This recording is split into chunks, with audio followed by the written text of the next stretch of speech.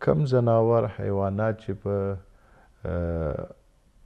خشکی کې زندگی تیروي په ځمکې باندې ژوند تیروي صحیح هغه دوه قسمه دي هغوی کې چې کم چارپا دي هغه دوه قسمه دي یو وحشي دي صحیح یو غیر وحشي دي یعنی کورني دي بالکل خانگی دي نو هغه چارپا صحیح هغه چارپا چې اهلی وي یعنی وحشي نه وي د هغوی خوړل جایزه ده صحیح هغوی کې راځي د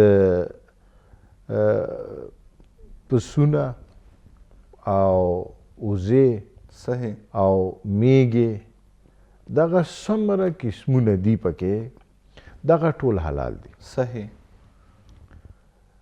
او همدې شان سره د غوا کې څومره قسمونه دي صحیح هغه ټول حلال دي غوا ده ښه غواوي ښه پکې مخه وي ښه غواوي ښه مخه وي صحیح یا مثال په طور باندې د مخو کې هم ډیر زیات قسمونه دي غوا کې مختلف قسمونه دي بالکل هر یو شی څه هغه ته غوا نه وایي او هغه ته ورنه پسونه او میږو وزونه ګډ نه ورته وایي دغه ټولو څه دي حلال دي دا هغه حیوانات چې په کور کې ساتلی شي په کور کې ساتلی شي همدې شان سره کم اوښان دي جی اوښان هر څومره قسمونه وي هغه اوښان د دوی ټولو خوړله جایزه دی هیڅ مشکله نه لري صحیح او دې نه علاوه د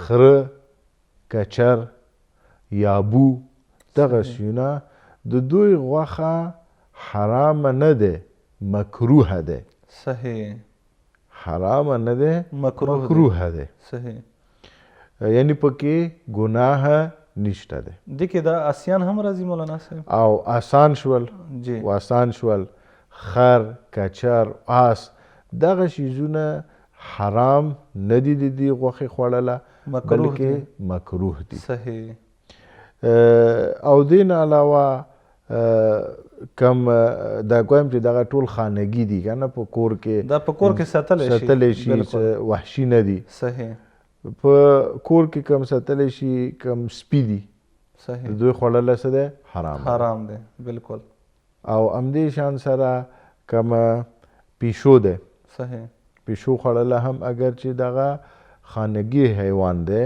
په کورو کې خلکو سره وي خو بیا هم د دې خوړل څه دی حرام دی صحیح ممکنه دی چې خلک تعجب وکړي دغو خبرو په باره کې صحیح خو نن سبا به که تاسو غیر مسلمان نړۍ ته وګورئ جی په ځمکې باندې هر څه وي هر یو ځناور وي هغه خوري صحیح نو ځکه دغه مسایلو نه انشاءالله چې محترم کتونکي به تعجب ونه کړي ځکه چې همدغه کوم مثلا سپی دی صحیح نجسترین شی دی سپی تاسو وګورئ دی په ځنه قومونه دي ته غیر مسلمان خو دغه نه خوري لکه چې پاکستان کې کومې کمپنیانې د چین والا چې کومې راځي هغو دا سیزونه ډېر خوري او دا سیزونه مختلفو ممالکو کې یو چینیان نه دي هر مختلفو ممالکو کې قسم قسم حیوانات خوړی شي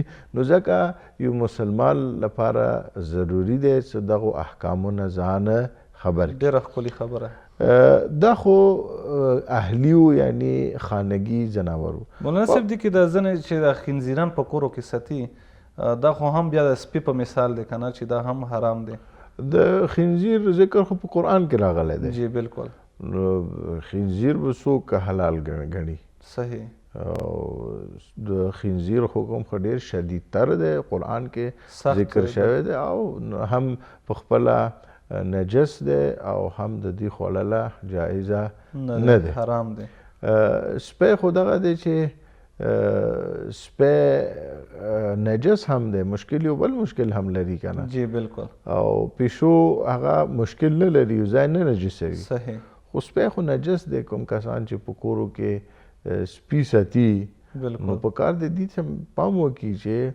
هغه ځای که لوم دی یا سپی که لوم دی چېرته راغللو نو هغه ځای څه کېږي نجس کېږي.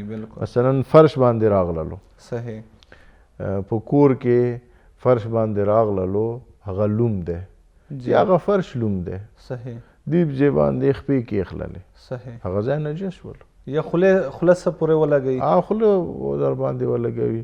یا دا اوس خو عجیب و غریب خلک مونږه په مسلمانانو کې موجود دي. ځنه کسان دي سپي ځان سره په مثلا کرسۍ کې کېنوي صحیح بالکل یا ځان سره په کوت کې کېنوي. خو دې مشکل دغه دی چې که هغه لوند وي یا ستا بدن لوند وي یا لاس ته لوند وي ورباندې ولګېږي دا نجس شولو.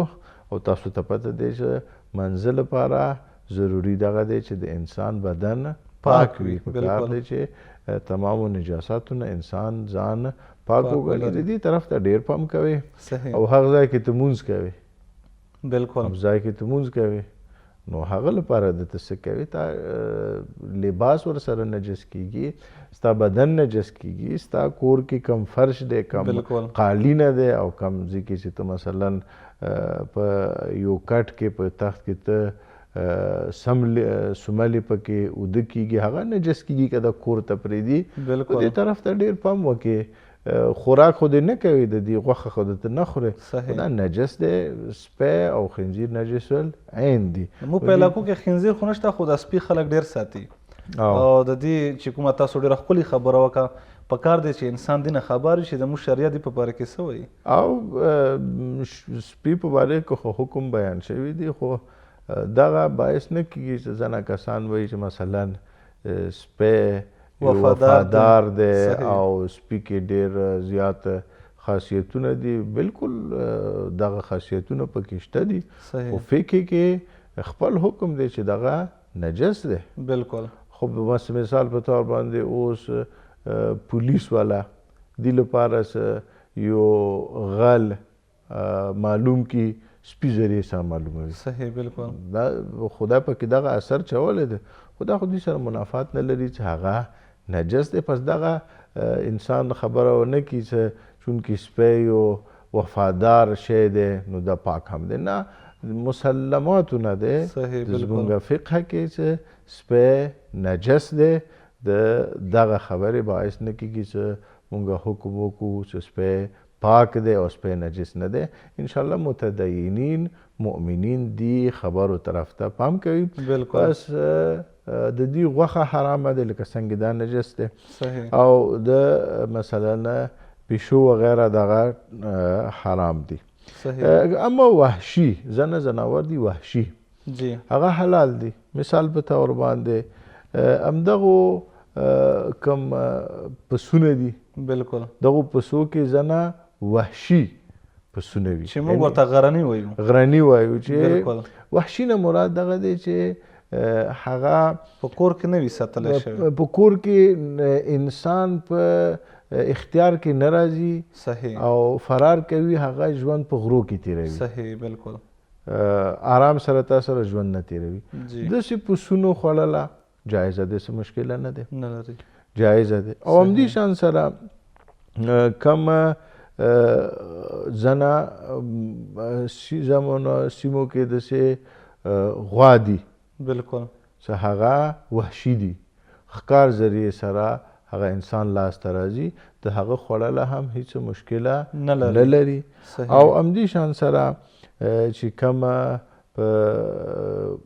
په غرو کې یا په صحراو کې کم غرڅې بالکل کم څه دي خوړله هم هیڅ قسم سره مشکل نه لري. او کم چې خرونه دي صحیح وحشي خرونه دي بالکل د هغه خوړله هم مشکله نه دی. ښه چې دا کوم وحشي خرونه دي او دا په ځنګل کې زندگی تیروي وحشي دي چونکې انسان په اختیار کې نه دي هغه خوړل ناجایز دی. هغه خوړله جایزه دی څه مشکله نه دی. چې کوم کورو کې هغه په باره کې تاسو ویل چې هغه هم خوړل جایزه ده، مکروه دي. چې مکروه مونږ دا ویل چې حرام نه دي. صحیح. نو همدې شان سره کم خرونه چې وحشي دي هغه هم حلال دي، هیڅ قسم څه مشکل نه لري. مختلف بیا دی کې مثلا غواو کې دا عرض کوم چې ځنه وحشي غواوي مثلا په کومو ځایو کې چې واوره کیږي په غرو کې هغو علاقو کې وي. صحیح. خود غوا یو قسم ده، ممکنه ده چې هغه وحشي هم نه وي. صحیح.